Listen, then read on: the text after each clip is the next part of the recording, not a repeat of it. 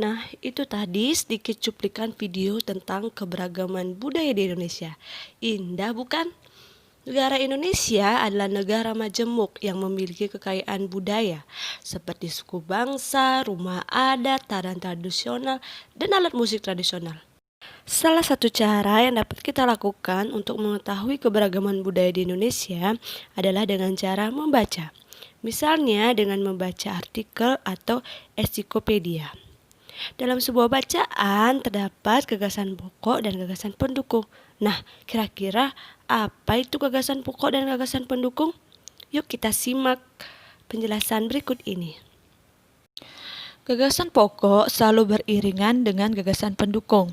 Artinya, setiap ada gagasan pokok, selalu ada gagasan pendukung di dalamnya.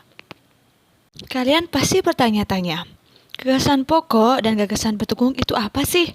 Nah, andaikan sebuah paragraf terdapat 5 kalimat, di mana 1 kalimat menjadi gagasan pokok dan 4 lainnya menjadi gagasan pendukungnya.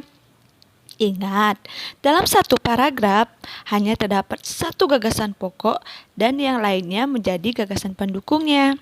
Nah, apa itu gagasan pokok? Gagasan pokok merupakan ide pokok atau ide utama yang terdapat dalam sebuah paragraf. Gagasan pokok juga sering disebut sebagai gagasan utama, ide pokok, atau pokok pikiran. Gagasan pokok biasanya terletak di awal, atau di tengah, atau di akhir sebuah paragraf. Sedangkan gagasan pendukung berisi penjelasan-penjelasan yang mendukung gagasan pokok.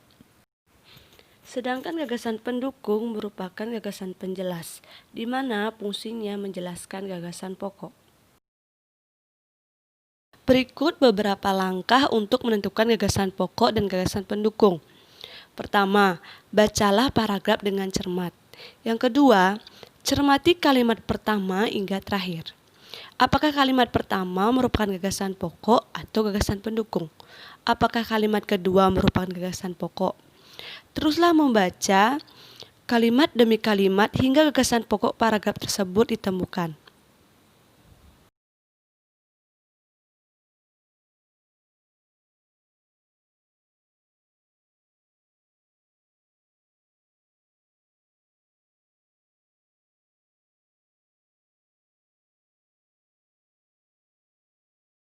Untuk menemukan gagasan pokok, tentukan dulu kalimat utamanya. Apakah kalimat utamanya? Kalimat utamanya adalah pawai budaya sangat menarik bagi warga Kampung Babakan. Dan gagasan pokoknya adalah pawai budaya di Kampung Babakan.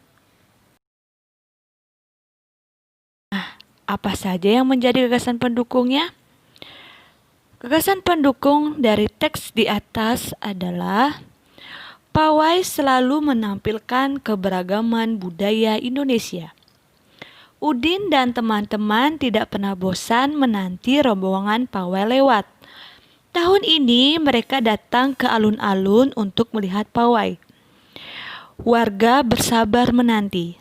Suara gendang menandakan rombongan pawai semakin dekat. Setelah menentukan gagasan pokok, kita dapat menyimpulkan bahwa dalam satu paragraf hanya terdapat satu gagasan pokok dan yang lainnya menjadi gagasan pendukungnya. Bentuk keragaman budaya bangsa Indonesia juga dapat dilihat dari kesenian daerah. Salah satu contoh kesenian daerah adalah seni musik. Ada banyak cara untuk membunyikan alat musik.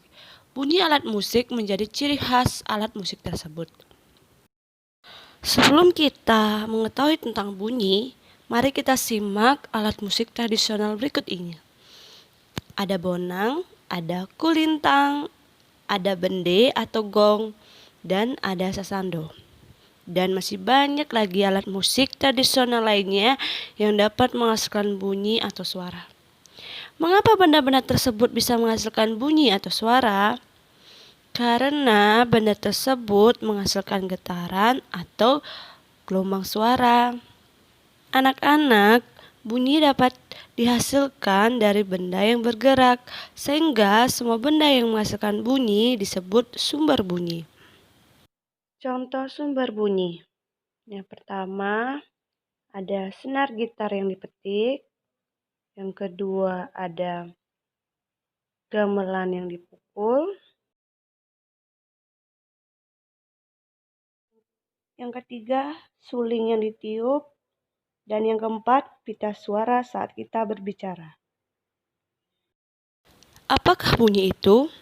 Bunyi atau suara adalah pemampatan mekanis atau gelombang longitudinal yang merambat melalui medium. Apakah gelombang longitudinal itu? Gelombang longitudinal adalah gelombang yang arah getarannya sama dengan arah rambatnya. Medium adalah zat perantara perambatan bunyi, yaitu ada 3. Yang pertama, zat padat, contohnya batu, kayu, besi, dan lain-lain.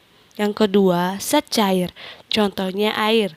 Yang ketiga, ada zat gas atau udara. Nah, zat-zat tersebut adalah merupakan perantara perambatan bunyi hingga terdengar sampai ke telinga kita. Sedangkan bunyi atau suara tidak bisa merambat melalui ruang hampa.